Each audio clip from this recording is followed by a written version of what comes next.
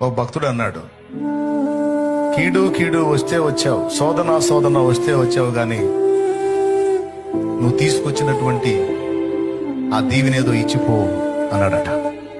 దేవునికి స్తోత్రం, హల్లెలూయా. కీడు కీడు వస్తే వచ్చావు గాని, శోధన శోధన వస్తే వచ్చావు గాని, నువ్వు ఒట్టిగా రావు, నా కోసం ఏదో ఒకటి తీసుకొని వస్తావు, తెచ్చింది ఏదో ఇచ్చిపో అన్నాడట. ఎంత బలమైనటువంటి విశ్వాసం! అంటే ఒక శ్రమ వచ్చింది, ఒక సమస్య వచ్చింది అంటే మనకేదో తీసుకొచ్చింది అని అర్థం. దేవునికి స్తోత్రం.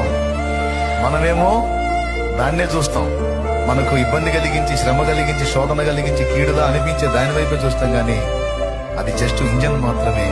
దాని వెనుక పెద్ద గూడ్స్ ఉంది, ఆ గూడ్స్ నిండా నీకు ఆశీర్వాదాలు ఉన్నాయి.